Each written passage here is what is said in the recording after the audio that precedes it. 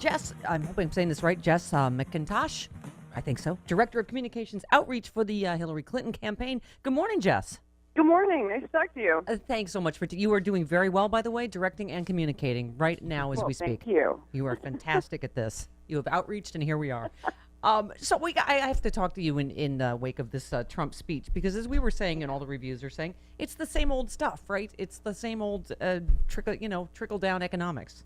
Yeah, I mean, he offered very few actual concrete proposals in his speech, as Donald Trump is wont to do. But those that he did seemed expressly designed to benefit his own family and wealthy families like his. We're talking about repealing the estate tax, which has long been sort of a Republican pipe dream. But, they like to talk about how it might affect family farms.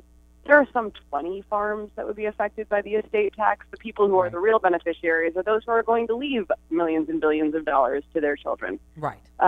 Which, of course, Donald Trump, if we can believe what he says about how much money he has, is expected to do. Jess, it's hard. We were saying we can certainly understand how the ordinary person can relate to Donald Trump. His son Barron apparently uses caviar moisturizer, and so I have heard that. Yeah, he's just like you, Jess. Oh, yeah. I mean, I flatter like myself you. in that every night. Mm-hmm. Yes. I yes. actually look 12 despite working really heavy campaign hours. You're going to look like a stem cell soon if you don't stop moisturizing.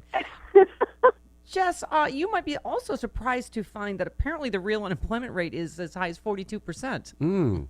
Oh, right. Yes, and that 5% is just a hoax. Right. So I don't... This is a, let's just say, interesting campaign to run against someone that is not really employing...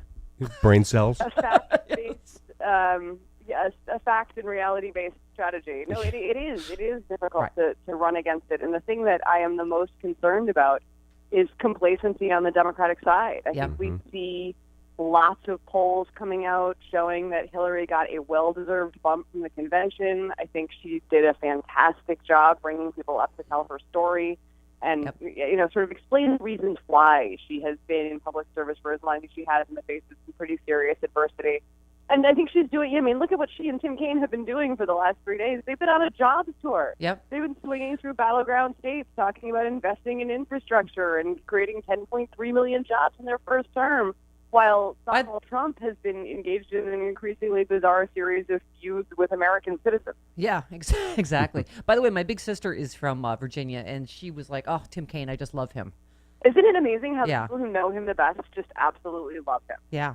By the way, the polls also are wrong, as you know. Right. They are also, I know Donald Trump said, the CNN poll has Hillary up by 10. CNN very dishonest. And then the Fox poll showed her up 10. So I don't, he's got nowhere to run, nowhere to hide, as Martha and every single one of the Vandellas would say.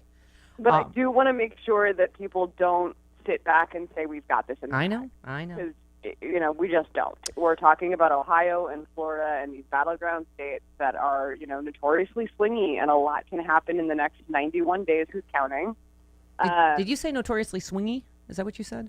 Swingy. Okay. They swing. I understand what you mean, Jess.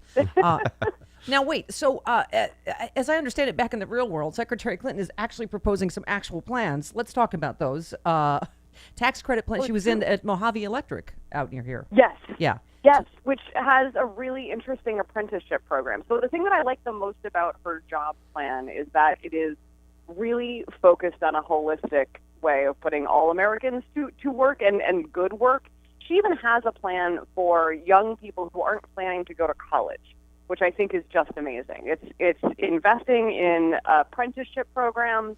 It's making sure community colleges are tuition free, and it's tax credits to be entrepreneurs, to start your own small business, which I think a lot of younger Americans are thinking about doing. It's a different economy now than it was when I graduated 10 years ago, and certainly when my mother did. Right. And I think that Hillary actually recognizes that, and she learns so much from the young people that work on her campaign and that she meets on the road and that she has in her life, that she comes up with these plans that really address their realities. Yeah. Is so refreshing compared to what's happening on the other side of the aisle. We're even under the best of circumstances, we are talking about people who have no concept on the average American economic reality. And at the worst, we're talking about Donald Trump, who seems to have no hold on any. Yeah. But Yeah, and teleprompter Don is not any more coherent, really, than No, off the cuff I mean, Don. the best case scenario is he's spouting Republican talking points. Well, Republican economic talking points are disastrous for Right. 99% of our economy. Like, Hillary is trying to make an economy that works for everybody, not just those at the top. And Trump, in the middle of this, is talking about suspending regulations on Wall Street.